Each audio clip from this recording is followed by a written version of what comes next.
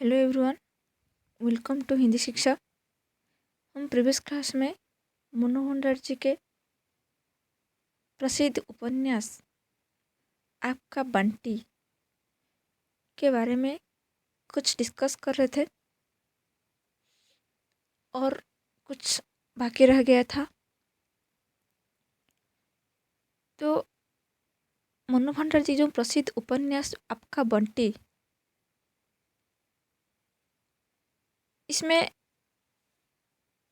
क्या हो रही है ना, शकुन और अजय के बेटे जो बंटी, उसके साथ यही भी हो रहा है कि वो माता पिता दोनों का प्यार करता है और दोनों के ही साथ रहना चाहता है। कौन? बंटी ने। तो इसीलिए किसे चुने किसे छुड़े यह निर्णय वो नहीं कर पाता है।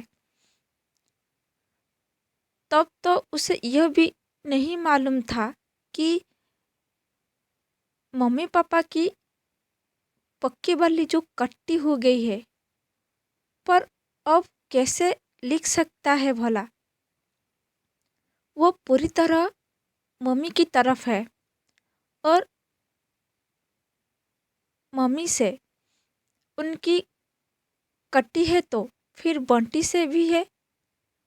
ऐसा ही तो होता है।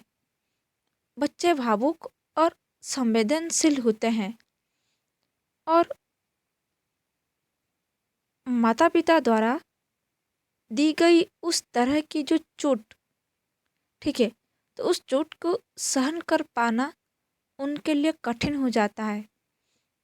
तो यही कारण है कि बंटी एबनॉर्मल हो जाता है और यह बीमारी उसे परिवार के विघटन ने दी है। तो बंटी 7-8 वर्ष का जो प्रतिभाशाली बालक है,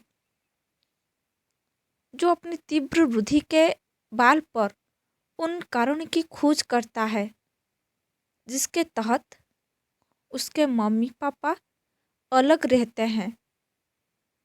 वो रहता अपनी माँ के साथ है, परंतु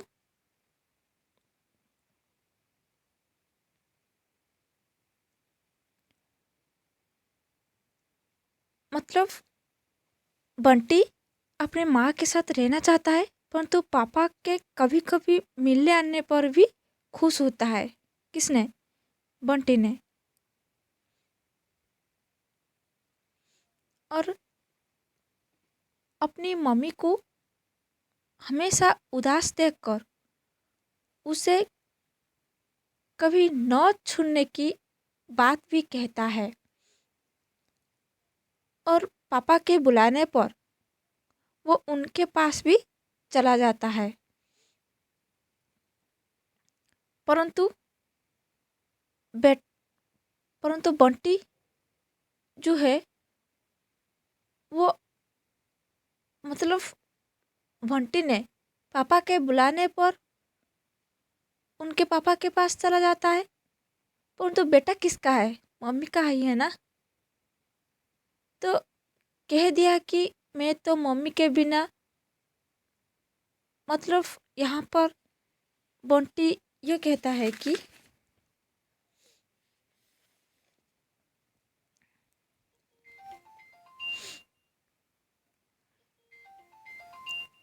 बंटी यह कहता है कि कह दिया कि मैं तो मम्मी के बिना कहीं जाता ही नहीं।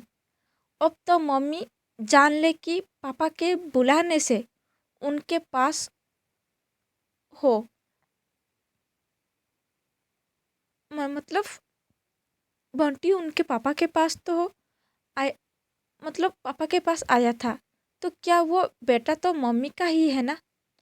तो परिस्थिति के बदलते ही मम्मी के प्रति उसका यह जो लगाव, यह अपनापन समाप्त हो जाता है और वो विद्रोही तथा अकेला हो जाता है। और उसके जो बालपन मतलब बंटी का जो बालपन है, तो इस बालपन को पहली ठेस तब पहुंचती है जब उसके दोस्त टिट्टू से उसे उसके मम्मी पापा के तलाक के विषय में पता चलता है। उसके संवेदनशील हृदय पर तब कुठारघात होता है। उसके मम्मी पापा की बात उसे नहीं मालूम और टिट्टू को मालूम है। तो बंटी के जो मस्तिष्क पर कहीं ना कहीं आघात होता है जरूर, कि उसके कुछ छिपाया जा रहा है। तो पारिवारिक सदस्य बालक को अबूझ मानकर उसकी उपस्थिति को नज़रअंदाज करते हैं, परंतु वो अबूझ बालक घर में हो रहे परिवर्तन को समझता है।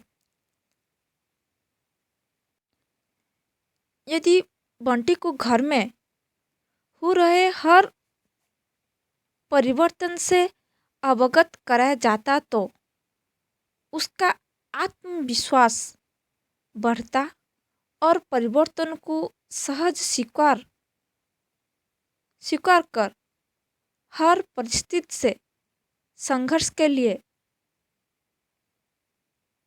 क्या करता है,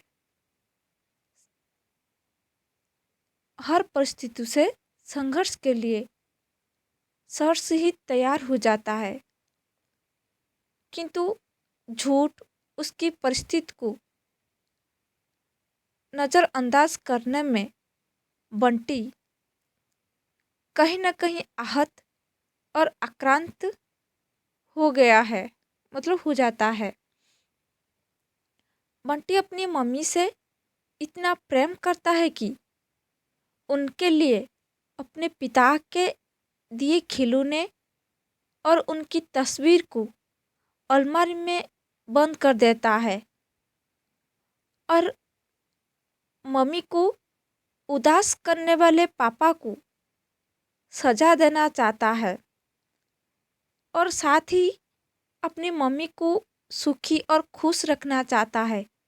परंतु इसके बदलू में वह मम्मी से चाहता है कि उनका संपूर्ण प्रेम कभी न समाप्त हो, कभी न समाप्त होने वाला अपनापन जो उसे अपनी मम्मी से नहीं मिलता। मतलब बंटी चाहता है कि वो मतलब अपने मम्मी से ये चाहता है कि उनका संपूर्ण प्रेम उन पर कभी समाप्त न हो, ठीक है। लेकिन वो होने वाला जो अपनापन जो उसे अपनी मम्मी से ही वो प्रेम नहीं मिलता है, उससे क्या मिलता है, उसे मिलता है डॉक्टर जूसी के रूप में एक पिता और जूत जो है जूत और अम्मी के रूप में भाई बहन मिलता है। परंतु बंटी को यह सहज स्वीकार नहीं है। वो डॉक्टर जूसी और अपनी मम्मी के रिश्ते को स्वीकार नहीं कर पाता है, क्योंकि वो सड़क के चुनाव में उसकी सलाह लाने वाली ने मम्मी ने शादी जैसे अहम फैसले के दौरान उसकी सलाह लेनी आवश्यक नहीं समझी और यही कारण है कि वो डॉक्टर जोशी को पापा नहीं कहता। तो बंटी क्या कहता है कि मतलब यहाँ पर जो बंटी वो डॉक्टर जोशी को अपने पापा नहीं मानता और नहीं कहता है, तो बंटी के माँ ये कहता है कि तू डॉक्टर साहब को पापा क्यों नहीं कहता। बंटी चुप हो जाती है और आंखों के आगे कहीं अपने पापा की तस्वीर तर जाती है और उसके मम्मी ने कहता है कि बोल कहेगा ना आपसे। मतलब डॉक्टर जोशी को पापा कहेगा ना, तो बंटी कहता है कि नहीं, मैं नहीं कहूँगी।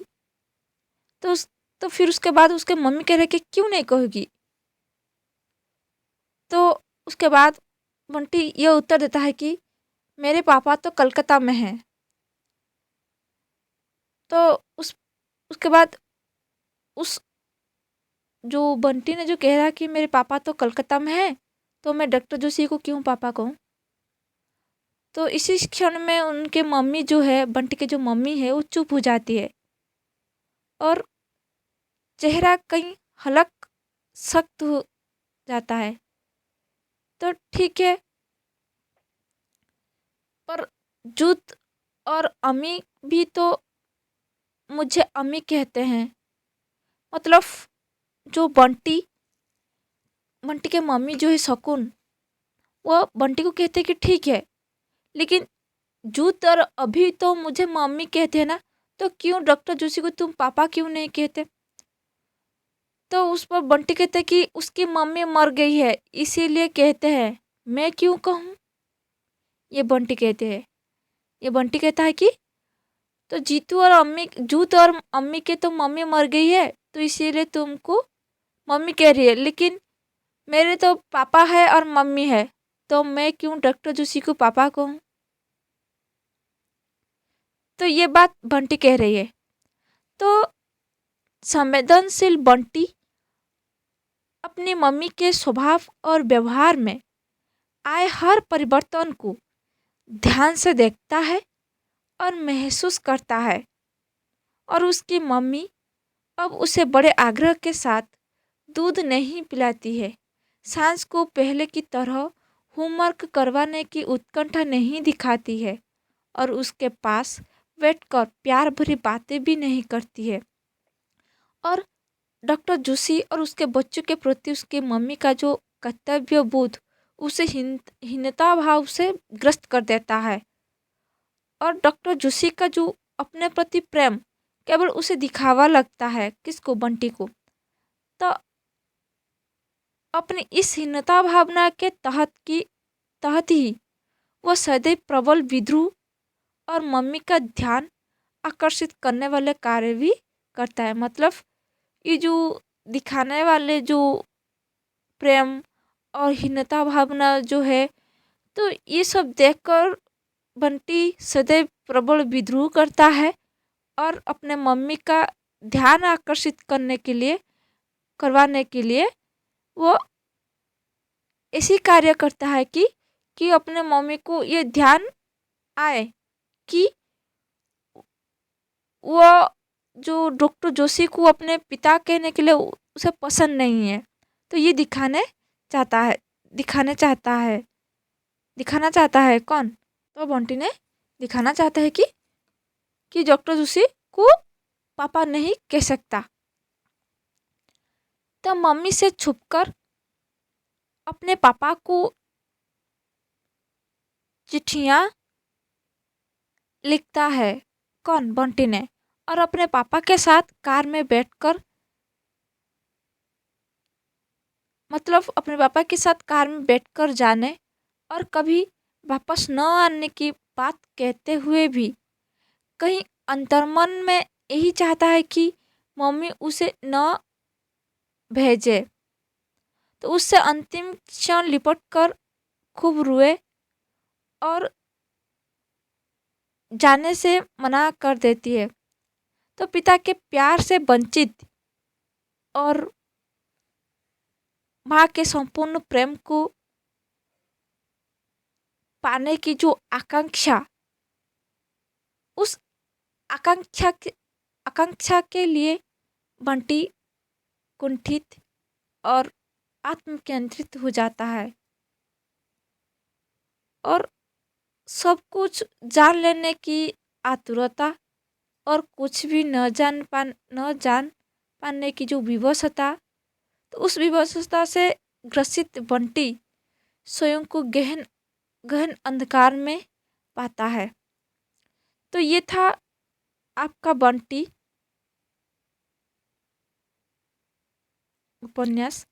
तो इसीलिए जो गहन अंधकार में वो चली जाती है, तो इसीलिए इस उपन्यास का नाम अपना बंटी न होकर आपका बंटी हुआ है। तो ये था आपका बंटी का कुछ सारांश। ठीक है, उसके बाद नेक्स्ट क्लास में आपका बंटी के बारे में कुछ महत्वपूर्ण पॉइंट जो है मैं बताऊंगी, और उसके बाद मूल सारांश के बारे में मैं बताऊंगी, पात्र के परिचय के बारे में, कथन के बारे में। ठीक है, मैं क्लियर समझाऊंगी। तो ये थी आपका बंटी। तो क्लास को लाइक कीजिए और शेयर कीजिए। ठीक है, ताकि और भी मतलब और भी दोस्त जान पाएंगे कि मैं जो पढ़ा रही हूँ वो भी नोट कर पाएंगे। तो ठीक है, क्लास को लाइक कीजिए, और यदि मेरे चैनल में नए आए हैं तो सब्सक्राइब कीजिए और बेल आइकन को प्रेस कीजिए, ताकि मेरे सारी क्लास आप सभी को नोटिफिकेशन मिल जाएगी। ठीक है, तो नेक्स्ट क्लास में हम मिलेंगे। आपका बंटी के कुछ महत्वपूर्ण पॉइंट डिस्कस करने के लिए।